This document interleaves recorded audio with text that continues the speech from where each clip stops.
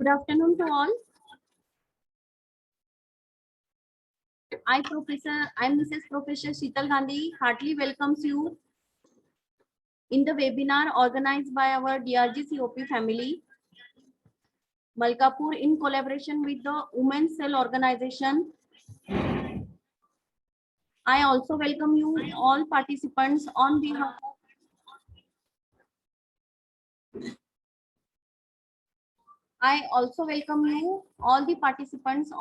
of our respected Dr. P.K. Deshmukh sir and our respected Dr. Kamal Kabra ma'am in this program.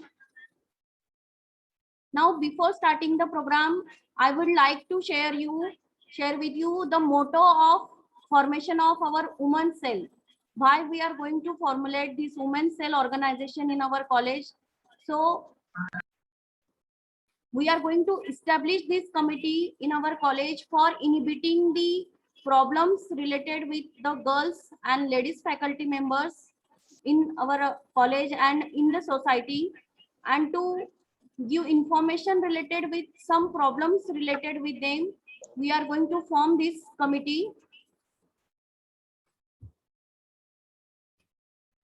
Now it's my privilege to introduce our today's speaker, Dr. Kamal Kabra ma'am. She is a well-known gynecologist in our Malkapur region. She has completed her MBBS from Vijay Medical College, Pune,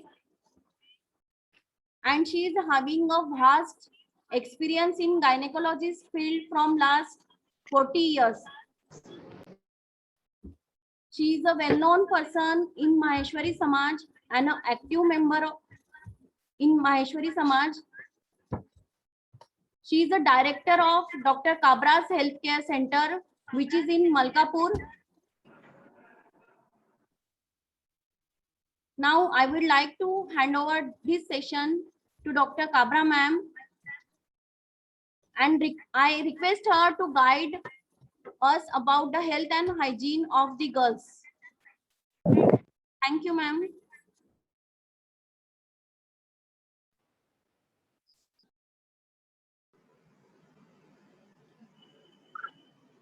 Hello. Hello.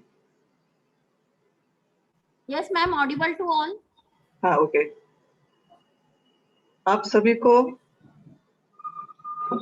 75वें स्वतंत्रता दिवस की हार्दिक शुभकामनाएं। इस दिन हमें अंग्रेजों से छुटकारा मिला था और अभी हमें अपनी बीमारियों से, अपनी कमजोरियों से स्वतंत्रता मिलानी है और इसीलिए ये कार्यक्रम रखा है, ऐसे मुझे लगता है। कहते हैं हेल्थ इज वेल्थ। अगर हमारी हेल्थ अच्छी है और हमारे पास वेल्थ नहीं है या कम है, तो भी हम वो मिला सकते हैं और अपार खुशियां मिला सकते हैं। पर हमारे पास बहुत वेल्थ है, पर हमारी हेल्थ ऐसे है कि हमें बहुत सारी दवाइयां लेनी पड़ रही है। हम कहीं मूव नहीं कर सकते, कहीं जा नहीं सकते, समाज में मिक्स नहीं हो सकते, तो ऐसे इसमें हमारी वेल्थ किसी काम नहीं आएगी। तो इसलिए हमारी प्राथमिकता हमारे हेल्थ को होनी चाहिए। अब हेल्थ क्या है, ये बात हम समझ लेते हैं। हेल्थ का मतलब है हमारे शरीर की स्वस्थता। इसका मतलब हमारा शरीर, उसकी स्वस्थता, फिजिकल हेल्थ, हमारा मन, हमारी मानसिकता, वो भी हेल्दी होना चाहिए, स्वस्थ होना चाहिए। और एक तीसरा एस्पेक्ट है, तीसरा व्यू है इसको, वो है सामाजिक। जब हम तीनों दृष्टि से हेल्दी रहते हैं, तभी हम पूरे हेल्दी हो सकते हैं और पूरे हेल्दी है। अब हम प्रथम फिजिकल हेल्थ के बारे में देखेंगे। हमारी बॉडी ईश्वर जैसे कलाकार ने बहुत तरीके से बनाई है, बहुत सलीके से बनाई है, बहुत कौशल्य से बनाई है। एक भी चीज इधर से उधर हो गई तो एबनॉर्मेलिटी होती है। तो ये भगवान की दी हुई जो अमूल्य चीज है, उसका हमें अच्छी तरह से रख रखाव करना है। उसको हम निग्लेक्ट नहीं करना चाहिए। उसकी जो आवश्यकता है वो पूरी करनी चाहिए। हमारी बॉडी बनती है हड्डियों से, जो हमें शेप देती है। वो हड्डियां एक दूसरे से जोड़ी जाती है, जिसको जॉइंट्स कहते हैं। और इन सब की जो मूवमेंट होती है, वो मूवमेंट होने के लिए मस्कुलेचर लगता है। चेक करना। तो ये मस्कुलेचर जो है, वो हमारे बॉडी को मूवमेंट देता है। दूसरी बात, उसको सब कवर करने के लिए हमें स्किन दी है, जो हमारे पूरे शरीर को कवर करती है और प्रोटेक्शन करती है बाहर की चीजों से। तो इस तरह हमें इन तीनों बातों को संभालना है, इनका प्रोटेक्शन करना है। भगवान बहुत ही ज्यादा अच्छा इवेंट मैनेजर है, मैनेजमेंट करता है। हमारे सब सिस्टम, सब काम करने के लिए अलग अलग संस्थाएं हैं, और वे एक दूसरे को डिस्टर्ब नहीं करती और एक दूसरे के बीच में अड़चने नहीं लाती है। जैसे कि नर्वस सिस्टम है, उसका अलग कार्य है, वो किसी को डिस्टर्ब नहीं करती। सर्कुलेटरी सिस्टम है, ब्लड से संबंधित, वो अपना कार्य अलग से करती है। डाइजेस्टिव सिस्टम है, एक्सक्रीटरी सिस्टम है,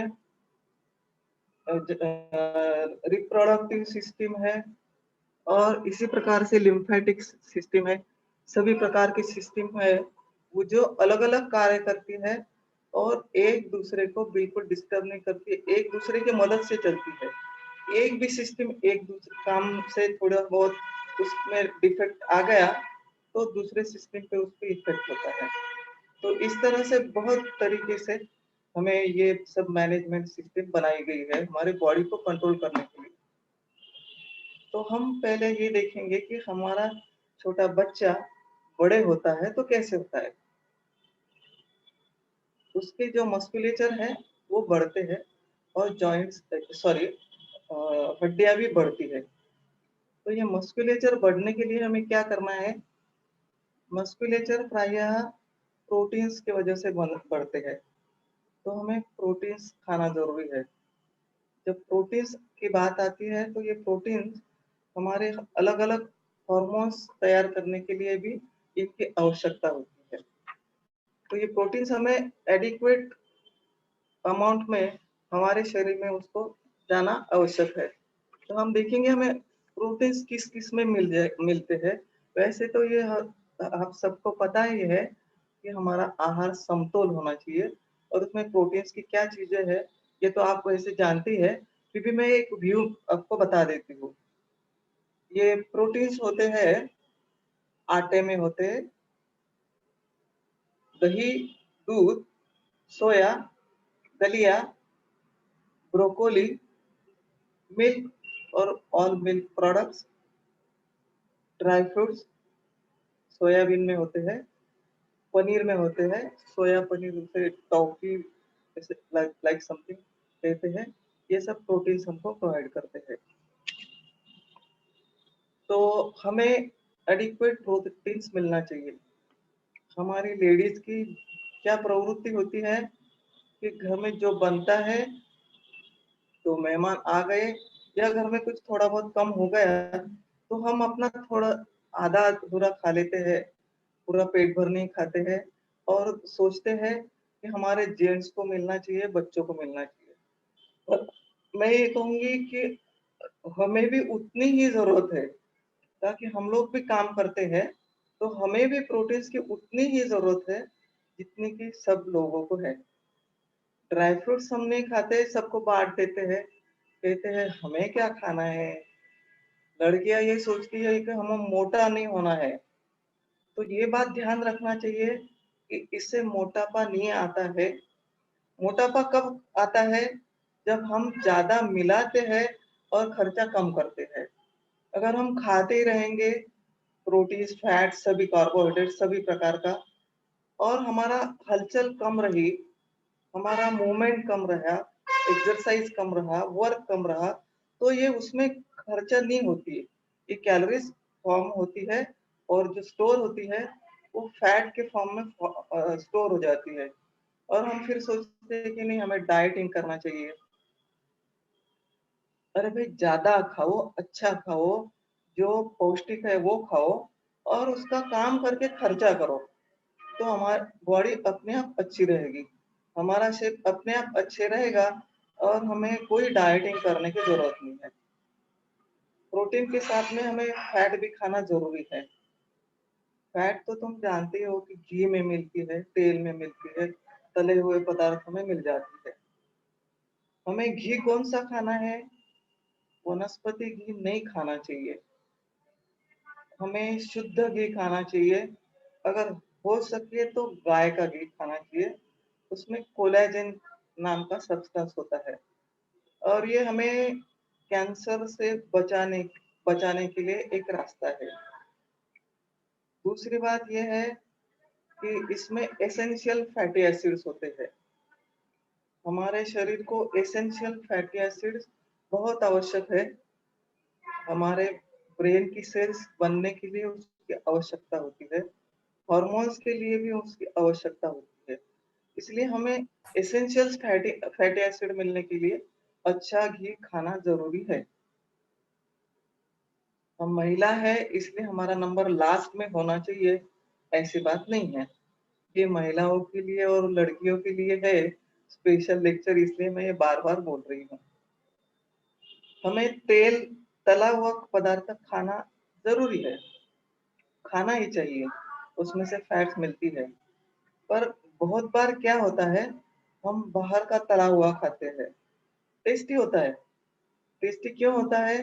ताकि उसमें अजीनोमोटो नाम का द्रव्य डाला जाता है, तो तुम फार्मेसी के लोग तो ये जानते हैं कि वो कितना पॉइजनस है और कैंसर के लिए कितना रिस्पॉन्सिबल है। तो अजीनोमोटो हमारे जबान के लिए अच्छा है, हमें टेस्ट देता है, स्वाद देता है, ज्यादा भूख लगती है उसके, और हम ज्यादा खाते हैं। पर ये कितना हार्मफुल है ये तो आप सब लोगों को पता है, तो वो हमें टालना चाहिए। बाहर का तला हुआ इसलिए भी नहीं खाना चाहिए कि जो तेल बचता है उसी में बार बार तेल डाला जाता है, और वही तेल इस्तेमाल होता है। इससे उसमें हाइड्रोजन रेडिकल्स डेवलप होते हैं, और वो हमारे शरीर के लिए हार्मफुल है, और ये कैंसरोजेनिक होते हैं। इसलिए हमने वो इस्तेमाल नहीं करना चाहिए। जब हम घर पे तलते हैं तो वो तेल हम इमीडिएट यूज कर सकते हैं, और उस वजह से वो ज्यादा सेफ होता है। दूसरी बात, घर की चीज क्यों अच्छी होती है? ताकि उसमें करने वाले की सद्भावना होती है, अच्छा मूड होता है, वो सोचता है कि नहीं मेरे घर के लोगों को अच्छी चीजें मिलनी चाहिए, वो खुश होना चाहिए, उनका मन खुश होना चाहिए। बाहर ऐसे नहीं है, बाहर क्यों बनाते हैं? बस हमें पैसा मिलना चाहिए। वो कोई गलत बात है नहीं उनकी, पर हमें उसका फर्क समझना जरूरी है। तो अच्छे मूड से बना हुआ जो अनाज है वो हमारे शरीर पे अच्छा इफेक्ट करता है। दूसरी बात, बाहर का जो खाना होता है साफ सफाई का इतना ध्यान नहीं रहता है। कहते हैं कि होटल में जो अगर खाना है तो तुमके उनके किचन में कभी नहीं जाना। क्यों? ताकि वहां साफ सफाई रहती नहीं। ये हम सब जानते हैं, इसलिए हम बोलते भी हैं कि नहीं जाना चाहिए, खाओ आ जाओ। तो ये अपने शरीर पे हार्मफुल है, इससे काफी बीमारियां होती है, वाटर बोर्न, और खाने की अनाज के थ्रू जो बीमारियां होती, जैसे कि टाइफाइड है, जॉन्डिस है, और डायरिया, डिसेंट्री है, ये जो कॉमन है ये तो होती है। तो इसलिए हमने हो सके उतना घर का खाना चाहिए। अगर आप बोलेंगे कि ये बहुत पुरानी बातें हैं, तो ठीक है, कभी कभार तो बाहर खा लेना चाहिए, कभी मजबूरी में, कभी शौक में। पर हमेशा वही वही बातें खाएंगे अपन बाहर की, तो हमारे सेहत के लिए वो अच्छी नहीं है। और एक बात है कि हमें कार्बोहाइड्रेट्स की जरूरी है। कार्बोहाइड्रेट्स क्यों जरूरी है? कि उससे हमें एनर्जी मिलती है, हमारी बॉडी बिल्ड होती है। तो बॉडी के लिए हमें कार्बोहाइड्रेट्स की आवश्यकता होती है। हमें कार्बोहाइड्रेट्स ज्वार में मिलते हैं, बाजरे में मिलते हैं, रागी में मिलते हैं, चावल में मिलते हैं, गेहूं में मिलते हैं। तो ये हमें हमारे खाने में इसका ये इंक्लूड हो जाना चाहिए। हमें अलग-अलग प्रकार के विटामिन्स ज़रूरी है। ये विटामिन्स हमारे पचन के लिए डायरेक्ट तो काम नहीं करती, पर उनकी मध्यस्थता से हमारा अनाज पचने में ईज़ी होता है, पचन के लिए वो मदद होती है। और हार्मोनल एक्टिविटीज़ के लिए भी विटामिन्स की ज़रूरत होती है। इसलिए हमारे जीवन में विटामिन्स का भी बहुत इम्पोर्टेंस है। ये विटामिन्स हमें कैसे मिलेंगे? तो स्प्राउटेड चीज़ सब्ज़ी ये होती है, सीरियल्स होती है, ग्रीन वेजिटेबल्स होती है, कैरट होती है, पालक पालक है, मटर है, अलग-अलग प्रकार की सब्जियाँ हैं, फ्लावर है, ब्रोकोली है। तो इनके थ्रू हमको अलग-अलग प्रकार के विटामिन्स मिलते हैं। कुछ विटामिन्स आँखों के लिए भी ज़रूरी है और विटामिन सी कितना इम्पोर्टेंट है ये आपने इस कोविड के साथ में देखा है कि हमें विटामिन सी के टैबलेट खाने को दे ही देते हैं। तो नेचुरल विटामिन्स मिलने का ज़्यादा इफ़ेक्ट होता है। जो नैसर्गिक होता है, उसका रिप्लेसमेंट हम कृत्रिम इससे नहीं कर सकते हैं। ताकि उसमें सिर्फ़ वो नहीं होता है, उसके साथ अलग-अलग चीज़ें भी मिलती हैं। इसलिए हो सके उतना नेचुरल विटामिन्स मिलना चाहिए। जैसे कि विटामिन सी हमें नींबू में, संतरे में, आँवले में मिलता है और ये काफ़ी हमारी हेल्थ के लिए इम्पोर्टेंट होता है। हम स्पाइसेस का भी यूज़ करते हैं। ऐसे अलग-अलग प्रकार के विटामिन्स आप लोग तो जानते हो किसमें-किसमें होते हैं, पर वो हमें इसमें मिलाना चाहिए। हमारे शरीर को फाइबर्स की ज़रूरत है खाने में। क्यों? कि फाइबर्स की वजह से हमारा स्टूल्स बनने में मदद होती है और स्टूल्स साफ होने के लिए फाइबर्स की ज़रूरी है। जब हम कोई फल खाते हैं, तो हमें वो साबुत फल खाना चाहिए, इसको मराठी में चोखा बोलते हैं। तो वो अगर जाता है तो हमारे मोशन साफ होने में हमें मदद होती है, नहीं तो फिर कॉन्स्टिपेशन की तकलीफ हमें हो सकती है। वेस्टर्न कंट्रीज़ में या तो हमारे शहरों में भी ये फैशन है कि हम जूस पीते हैं, संतरे का जूस, मौसम्बी का जूस, पाइनएप्पल का जूस। तो वो सब क्रश होके उसका चोथा बाहर निकल जाता है और हमें फाइबर नहीं मिलते। तो ये गलत बात है। हम जब चीकू वगैरह भी खाते हैं, तो वो धो के ओ, छाल से खाना चाहिए ताकि हमें फाइबर्स मिल सके। वेस्टर्न कंट्रीज में जूस का चलन ज़्यादा है और इस वजह से कोलान के कैंसर का प्रमाण भी वहाँ पे ज़्यादा है। मतलब ये हमें सब तरफ से सेफ्टी देता है। अभी फल खाने की बात अगर आती है, तो हम देखते हैं कि हम पहले जो केले खाते हैं अभी जो केले खाते हैं, केले ही नहीं आम देखो सभी फल रेडीमेड पके मिल जाते हैं, प्रीमैच्योर। तो ये केमिकल्स का इस्तेमाल करते हैं, कार्बेट का इस्तेमाल करते हैं। ये हमारे छोटे से फायदे के लिए अच्छा है हमारे व्यापारियों के लिए कि वो सीज़न वाइज़ हमें ये सब सप्लाई कर सकते हैं। पर ये हमारी हेल्थ के लिए बहुत खराब है। कार्बट कार्बेट से पके हुए फल तुम देखते हो सवेरे पकते हैं, शाम तक तो वो सड़ जाते हैं। ताकि इतनी उष्णता उसमें डाली जाती है कि वो बेचारे सड़ जाते हैं। जैसे जल जाता है बैंगन अंदर से, उस तरह से वो हो जाते हैं। और ये कार्बेट हमारे शरीर पे बहुत बुरा असर करते हैं। सभी जो केमिकल्स डाल के पकाते हैं, वो सभी केमिकल्स कार्सिनोजेनिक है और आप तो फार्मेसी के स्टूडेंट्स हो, तो आपको ये पता है। तो हम क्या कर सकते हैं? तो ज़्यादा तो कुछ नहीं कर सकते, सिर्फ़ ऐसे अगर है तो उसका टेस्ट करके हमने फूड एंड ड्रग को इन्फॉर्म करना चाहिए कि ये प्रकार उन्हें रोकना जरूरी है। अगर हम 100 तक शिकायतें करेंगे तो कम से कम 2 लोगों की शिकायतें सुनाई सक जाएगी और उन पे एक्शन होगी। तो ये हमारे पूरे सोसाइटी के लिए अत्यावश्यक है। ये हमने देखा कि फिजिकल हेल्थ हम कैसे अच्छी रख सकते हैं। हम देखते हैं कि बहुत से लड़के लड़कियां बहुत हेल्दी दिखती है पर वो आगे जा नहीं पाती। क्यों? उनके लिए सब वातावरण, घर का वातावरण एजुकेशनल दृष्टि से, फाइनेंशियल दृष्टि से बहुत सेफ होता है। तो हम सोचते हैं कि उन्होंने तो बहुत आगे जाना चाहिए, पर नहीं। क्यों ऐसे होता है? ताकि वो मेंटली कमजोर होती है। जितना हम अपने बच्चों को बचपन से प्रोटेक्शन देंगे, उतना वो मेंटली वीक रहेंगे। उन्हें सिर्फ प्रोटेक्शन की आदत होती है।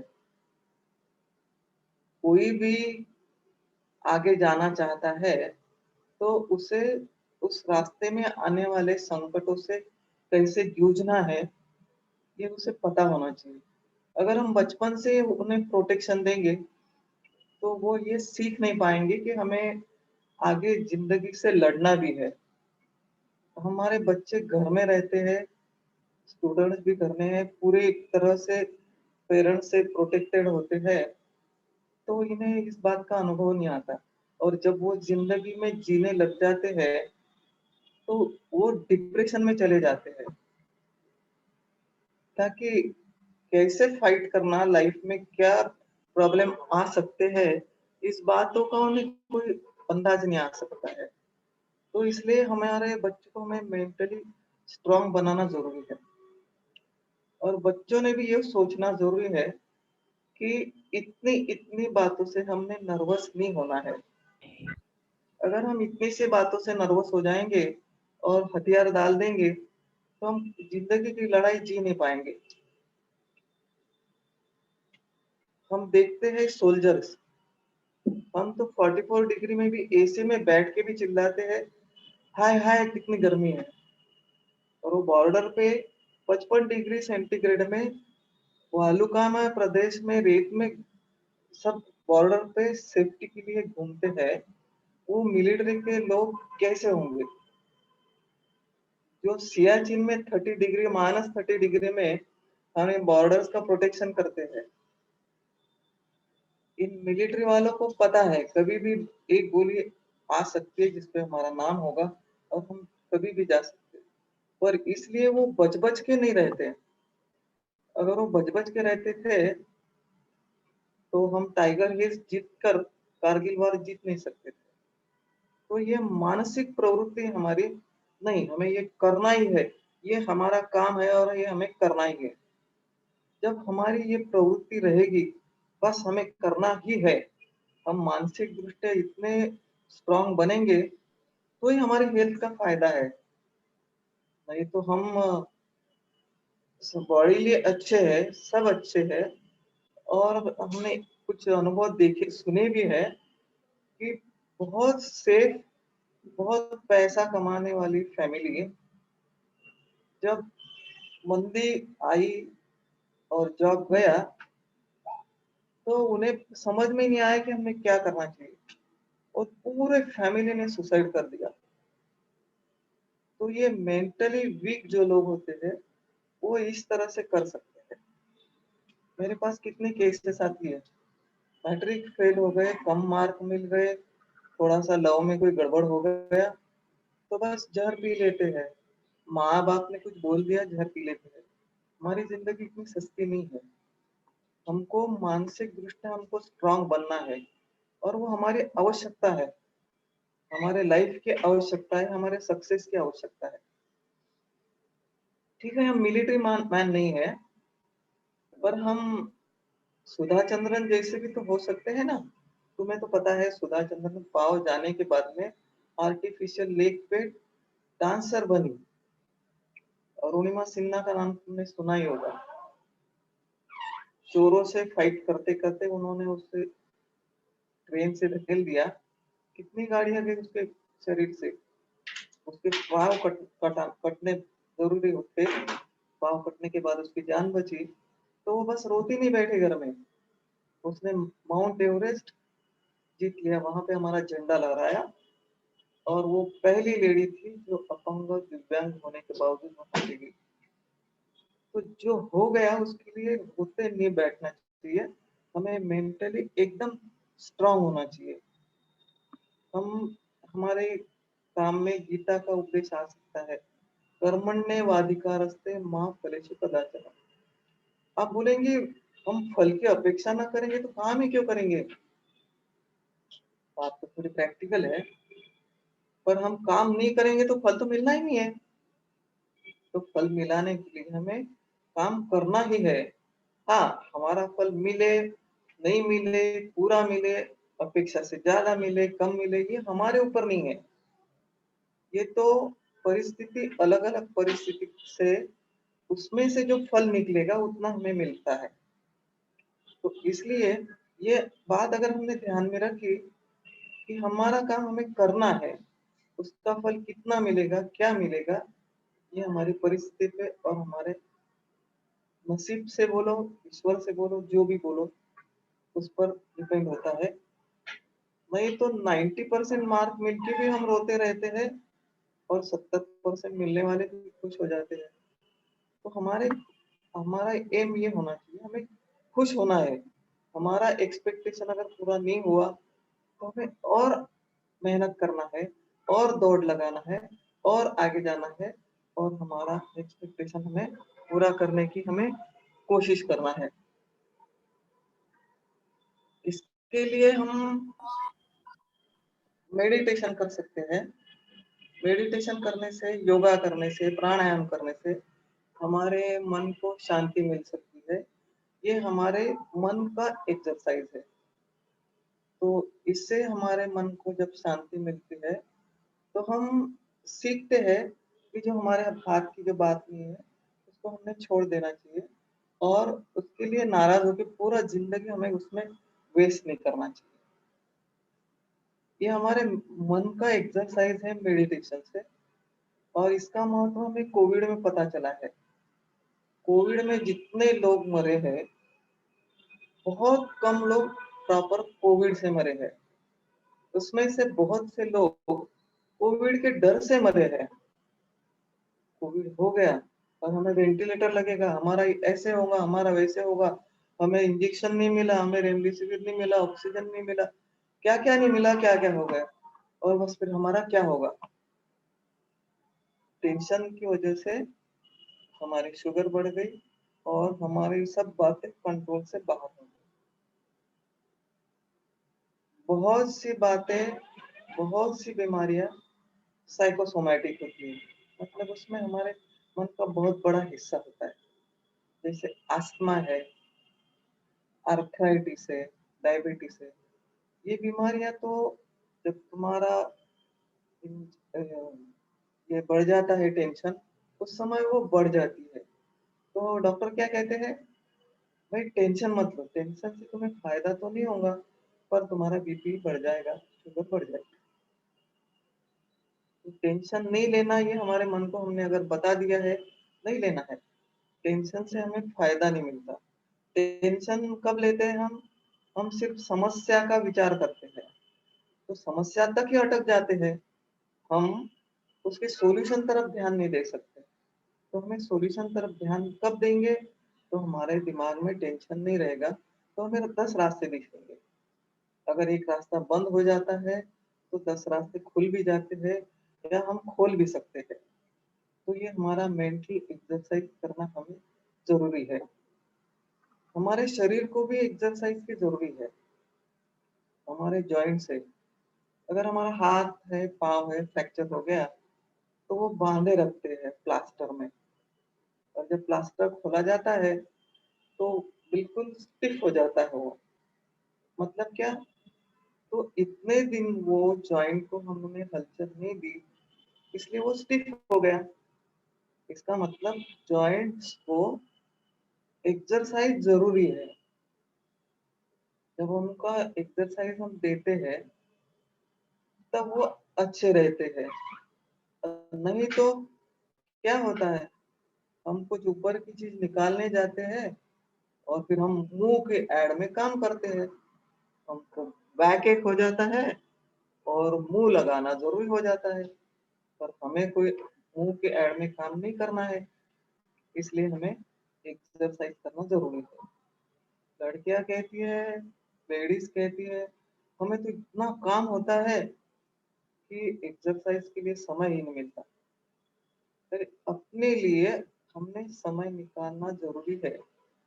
जब तुम एक्सरसाइज करते हो, योगा करते हो, प्राणायाम करते हो, तो तुम्हारा उत्साह बढ़ता है, मेंटली तुम क्वाइट होते हो, तुम्हें डिसीजन लेने की कैपेसिटी बढ़ जाती है। जब तुम एक्सरसाइज करते हो तो तुम्हारे स्नायु फुर्तीले रहते हैं और जो काम तुम धकेलते हो, जैसे तैसे करते हो, वो खुशी से और आराम से और इजीली आप कर सकेंगे। ये आप ट्राई करके देखो, तो बिल्कुल आपको उसका फायदा लगेगा। और मेंटली बिल्कुल स्ट्रांग रहने की कोशिश करते रहो। जो मन से हार जाता है वो ऐसे भी हार जाता है। जो मन से स्ट्रांग होता है वो किसी भी तरह से यश मिला ही सकता है, और जो यश मिलता है उससे समाधान मानो और उससे ऊंचे तक और पहुंचने की कोशिश करो। हमारे एपीजे अब्दुल कलाम साहब या तो बहुत से लोग ऐसे थे, बहुत गरीब थे, और किस तरह से वो ऊंचे उठे, ये तो अब कलाम साहब का जब तुम चरित्र पढ़ते हो तो तुम्हें पता चलता है। और आज के बाद बोलो तो देखो, हॉकी की जो टीम महिलाओं की गई थी, उसके सभी मेंबर्स देहात में से आए थे।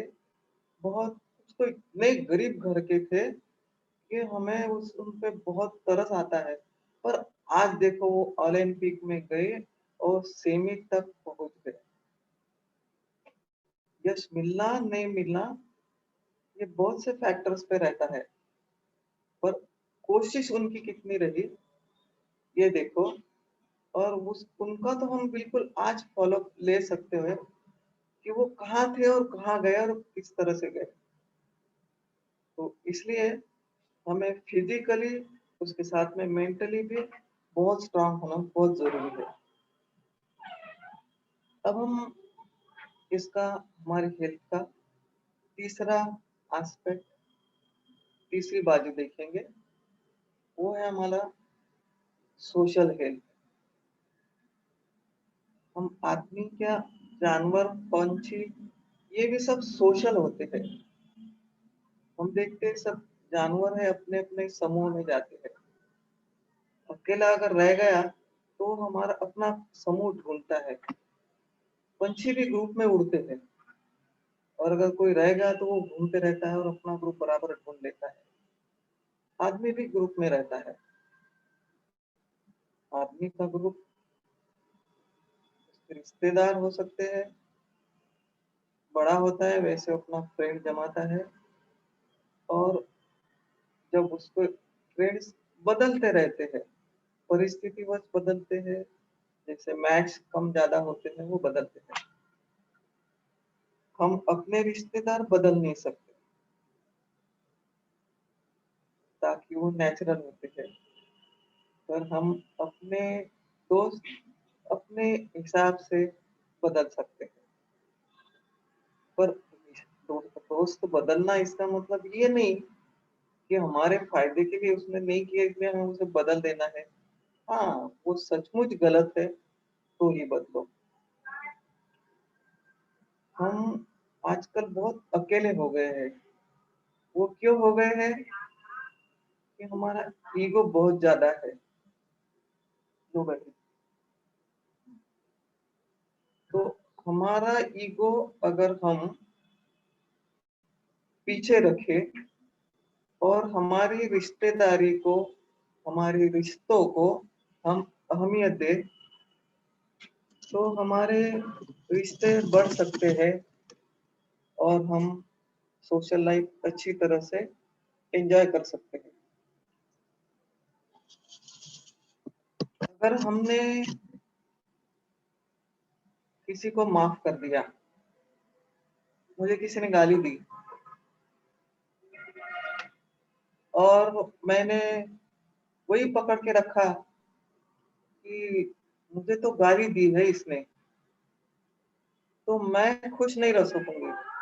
गाली देने वाली व्यक्ति खुश रह सकती है, ताकि उससे उसे मुझे गाली देनी ही थी। वो गाली मैंने चिपका ली, तो मैं तो नाराज ही रहूंगी। तो उस व्यक्ति का तो काम हो गया, मतलब वो और खुश रहेगा कि देखो मैंने कैसे इसको नाराज रखा। तो हम अगर ये गाली अपने को चिपका कर नहीं रखे, तो ये वापस चली जाएगी और हमारी खुशी बरकरार रहेगी। और हमें नाराज करने के लिए जिसने हमें गाली दी है, वो नाराज रहेगा, ताकि उसकी एक्सपेक्टेशंस जैसे हम तो नाराज नहीं हो पाए हैं, तो हमें उसे माफ कर देना चाहिए। और अगर हमें लगता है कि हमारे वजह से कोई किसी को दुख हुआ है, या तो हमने कुछ गलत बोल दिया है, ताकि हम बोल देते ताव-ताव में, बाद में हमें पता चलता है कि हम गलत थे, तो हमें सॉरी बोलने में कुछ बुरा नहीं लगना चाहिए। ताकि किसी से माफ़ी माँग ले, किसी को माफ़ कर दे, तो हम छोटे नहीं हो जाते। हम अपने रिश्ते को, अपने दोस्ती को अहमियत देते हैं, यही उसका अर्थ निकलता है। और कुछ समय बाद उस व्यक्ति को भी उस बात का पता चल ही जाता है। आजकल हमारी फैमिलीज़ बहुत छोटी हो रही है। छोटी मतलब हस्बैंड वाइफ और 1 या 2 बच्चे। उसमें भी दोनों जॉब करते हैं। जब दोनों जॉब करते हैं, तो घर में जो प्रॉब्लम्स होते हैं, वो लेडी को फेस करने पड़ते हैं और उसके जॉब के भी प्रॉब्लम्स उसे सॉल्व करने पड़ते हैं। ऐसे इसमें वो बहुत थक जाती है, फिज़िकली और मेंटली भी। फिर उसकी चिड़-चिड़ हो जाती है और उस वजह से बच्चों पे भी उसका इफ़ेक्ट होता है। बच्चे बस यही सोचते हैं कि मेरी माँ हमेशा ही गुस्सा करती रहती है। और ये तो प्रायः बहुत कम होता है कि हस्बैंड भी उसे घर के काम में, बच्चों को सँभालने में मदद करते। ये बात तो काफ़ी कम हो जाती है। हमारे समाज में इतना कॉमन है नहीं, हालाँकि ये होना चाहिए। और हम बोलते हैं कि लड़का-लड़की समान है, एक-दूसरे से मदद करना ज़रूरी है, पर समानता जॉब में आ जाती है, कमाई में आ जाती है, मेहनत घर के कामों में नहीं आती है। तो ऐसे इसमें बच्चों को भी हो सकता है पालना घर में रख दे, तो ऐसे बच्चों को ठीक से गाइडेंस नहीं मिलता और इस वजह से आगे ये बच्चे ये सोचते हैं कि मेरे माँ-बाप ने मुझे पालना घर में रखा है, तो बाद में मैं उनको वृद्धाश्रम में रख सकता हूँ। ये मेंटाली बन सकती है। तो आप कहेंगे इसका सॉल्यूशन तो कुछ होना चाहिए। सॉल्यूशन तो है, पर हम निकालें तब। अगर हम एकल परिवार ना रहते हुए कुछ जॉइंट परिवार रहे, एक-दूसरे की ज़िम्मेदारी बाँट ले, तो ये पॉसिबल है। घर में कोई बड़ा है व्यक्ति, तो वो नौकरों के साथ बच्चों को मैनेज कर सकता है। तुम सिर्फ नौकरों के साथ रख देंगे, तो बहुत सी बार जब तुम देखते हो कि नौकर बच्चों से कैसे बर्ताव करते हैं, तो तुम्हें पता चलेगा। तो हमारे नज़दीक के अगर रिश्तेदार साथ हैं, तो वो तो ऐसा बर्ताव नहीं करेंगे, पर वो भी सोचते होंगे कि हमें भी तो अभी आराम मिलना ज़रूरी है, हम क्यों इनके साथ में घसीटते जाएँ। तो नौकरों के साथ में वो उनको बच्चों को मदद करके उनको अच्छी तरह से पाल सकते हैं। उनको बच्चों को अच्छा गाइडेंस मिलेगा, तो अगली जनरेशन अच्छी हो सकती है। हमारे इंडिया में तो अभी फैमिलीज़ साथ रहती है, चलती है, एक-दूसरे को मदद करती है। वेस्टर्न कंट्रीज़ में बच्चा जब एडल्ट हो जाता है, तो अलग हो जाता है। ना वो माँ-बाप का खाता है, ना माँ-बाप को बाद में खिलाता है। तो ऐसे इसमें एक-दूसरे के यहाँ वो गेस्ट करके ही जाते हैं और माँ-बाप उनकी राह देखते हैं। आजकल हमारे बच्चे भी तो विदेशों में जाके रहते हैं और हमारे माँ-बाप बस राह देखते रहते हैं। विदेशों में तो कुत्ते पालते हैं, बिल्ली पालते हैं, पैरट पालते हैं, कुछ भी करते हैं और वो पेट को इतना प्रेम देते हैं कि बस उनका हक का रिश्तेदार बन जाता है वो। बहुत बार तो हम ये भी सुनते हैं कि मरने के बाद बहुत सारी स्टेट उसके नाम पे भी कर दी जाती है, हालांकि हमारे देश में है नहीं। तो फैमिली का महत्व हमें समझना जरूरी है, ताकि हम सोशल प्राणी हैं और हमारा अगर ये सोशल लाइफ अच्छा है, हेल्दी है, तो ही हम अच्छी तरह से जी सकते हैं। हमें अच्छी तरह जीने के लिए हमारे सोसाइटी में हमारा कुछ स्थान होना जरूरी होता है। हमें हर एक को लगता है कि हमारा नाम होना चाहिए, हमारे नाम से लोगों ने बोलना चाहिए, नहीं ये अच्छी व्यक्ति है, ये व्यक्ति होशियार है, ये व्यक्ति मदद करती है। तो उसके लिए ये भी हमारे जीवन का एक भाग होता है और ये कैसे कमाना, ये हमारी एटीट्यूड पे है। हमें आगे का जीवन भी अच्छे तरह से जाना जरूरी है। जब हमारा जॉब है, हमारे बच्चे बड़े होते हैं, उनकी शादियां होती है, उनको हमारी जरूरत होती है, तब तक तो ये बात ठीक है। उसके बाद में जब वे स्वतंत्र हो जाते हैं, भले ही साथ में रहो, पर उनका भी अपना परिवार रहता है, हमको वो कम टाइम दे सकते। तो ऐसे समय हम बोर हो जाते हैं, हमें किसी की कंपनी नहीं होती है, तो अल्जाइमर जैसी बीमारियां हमें मिल जाती हैं, सिजोफ्रेनिया जैसी बीमारियां हमारे दोस्त से दोस्ती कर सकती है। और फिर ये जॉइंट पेन्स है, हार्ट का प्रॉब्लम है, ये तो हमारे साथ उम्र के हिसाब से रहना ही है। अगर हमारे साइकोलॉजी अच्छी रखनी है, मानसिकता हमें अच्छी रखनी है, तो हमें अपने को जब समय मिलता है, भले ही जॉब होने के बाद में मिलो, कुछ थोड़ी सीनियरिटी आने के बाद में मिलो, हमें कुछ ना कुछ हॉबी डेवलप करना जरूरी है। जैसे कि gardening, dancing, singing, painting, sketching और कई प्रकार की हॉबीज होती है जो हमारी करनी बाकी रह जाती है कि हमें समय नहीं मिलता, वो हम अभी डेवलप कर सकते हैं। हम अपने हमारा जो ज्ञान है वो किसी वीकर सेक्शन को, जिसको जरूरतमंद है, तो उसको भी हम पढ़ा सकते हैं, उसको हम बिना मुबादला पढ़ा सकते हैं। तो ऐसा स्टूडेंट जब आगे जाता है हमारी मदद से, तो हमें बहुत अच्छा सेटिस्फेक्शन मिलता है। हम किसी को अपने पैसों से मदद कर सकते हैं, अपनी गाइडेंस से मदद कर सकते हैं और ये हमें बहुत सेटिस्फाई करता है। हमारे मानसिक आरोग्य अच्छा रखने के लिए ये हमें बहुत मदद कर सकता है। तो हमें कुछ हॉबीज डेवलप करना बहुत जरूरी है। ये हुआ हमारे हेल्थ के बारे में हमने, मुझे लगता है काफी सोच लिया है और मुझे लगता है आपको कुछ समझ में आ गया है। हमारा दूसरा भाग है हाइजीन। हाइजीन मतलब क्या? Prevention is better than cure. बीमारियां प्रिवेंट करने के लिए जो हमें करना है हाइजीन, साफ सफाई, वो उसमें हम देखते हैं कि मोदी जी ने हमें मंत्र दिया है साफ सफाई का, और कोरोना ने भी हमें वही मंत्र दिया है साफ सफाई का। हाथ धो, पाँव धो, अंतर पे रहो। तो ये साफ सफाई हमारे शरीर की होना चाहिए, हमारे मन की होना चाहिए। जब हम शरीर की साफ सफाई करते हैं, हम रोज स्नान करते हैं, हम सब शरीर के सब भागों को साफ करते हैं। उसमें लेडीज, लड़कियां, तो मैंने देखा है कि उन्हें बहुत गड़बड़ होती है। नहा लिए, बस साफ पोछा पोछ लिए, हो गया काम।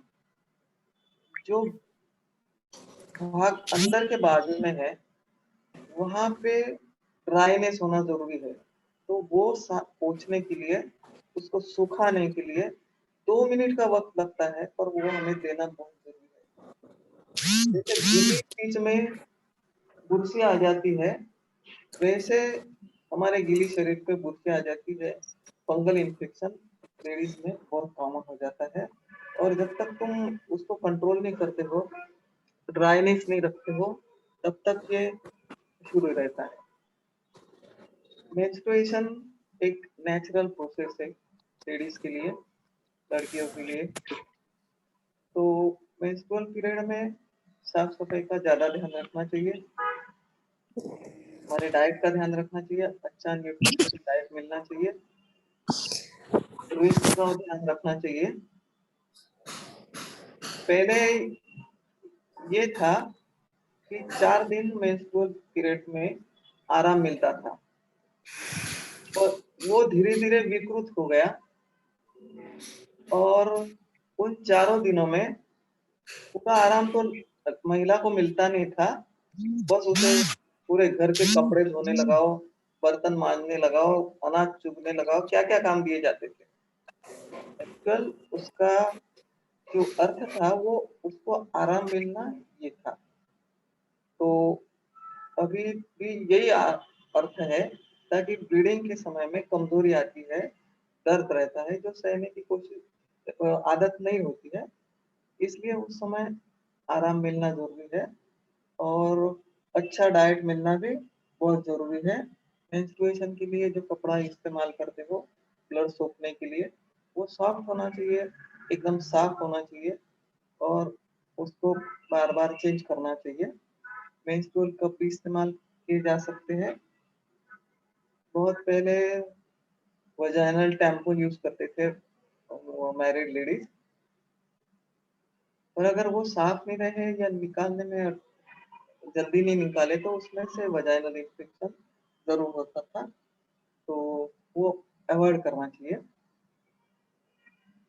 हमें प्रॉपर नींद मिलनी चाहिए, तभी हमारे ऑर्गन्स ठीक से काम करते हैं।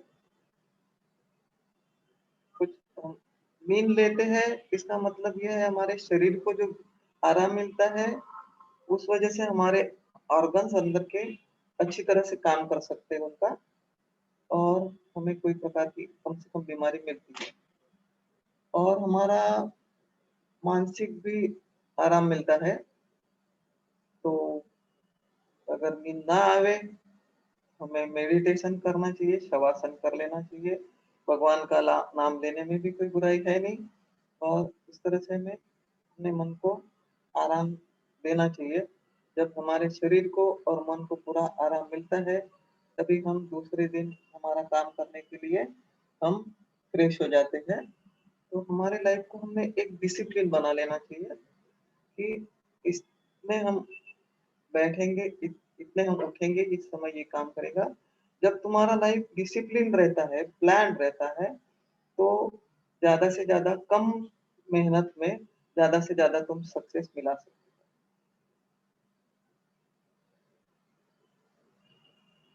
मेरी बात आप लोगों ने मन लगा के सुन ली, ऐसा मैं समझती हूँ। तो आप सभी को बहुत बहुत धन्यवाद। मुझे थोड़ी सी आपसे बात करने के लिए मैनेजमेंट ने इनवाइट किया, उनको बहुत बहुत धन्यवाद। धन्यवाद।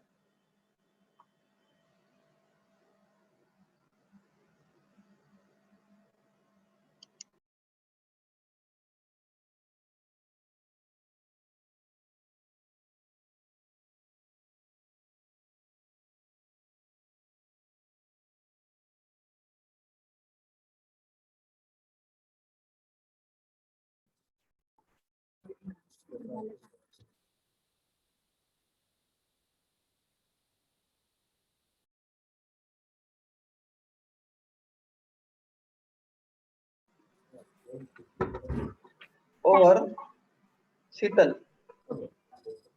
Thank you very much, ma'am, for giving us such a wonderful information related to health and hygienic of girls. Now, I would like to request, I would like to ask students, please ask any question. Girls, if you have any question, please ask.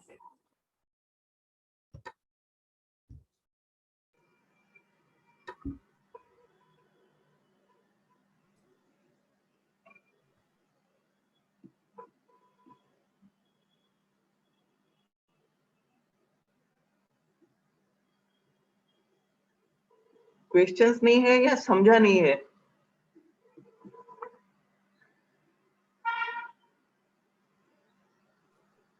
या अच्छा नहीं लगा? Nice, very nice session. Girls, ask any questions.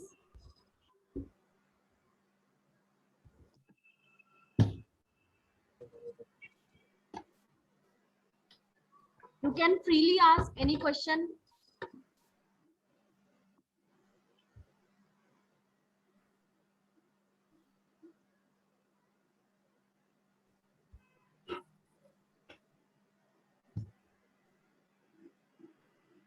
Okay, ma'am. I think there is no question to girls. Now I would like to I give a immense pleasure to deliver the vote of thanks of this event or this program. I would like to thankful to Dr. Kamal Kabra ma'am for giving enlightening their information related to about the health and hygienic related to girls, and for such a wonderful sharing their knowledge related to about the women problem, and they related to about their health and hygienic. Now, I would also thankful to below principal sir for giving the permission for arranging the such wonderful program in our institute. I also thankful to GD Maitre sir for arranging the such event.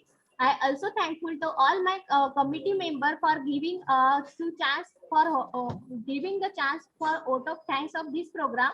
I once again thank to all dear girls for participating here, and also I thankful to Dr. Kamal Kabra ma'am for giving time to us for a small invitation. Thank you so much, ma'am, and thank you all dear students or all dear girls. Now, with the permission of principal sir, and with the permission of our co-host Dr. Kamal Kabra ma'am, I conclude this session. Thank you, ma'am. Thank you very much. Thank you.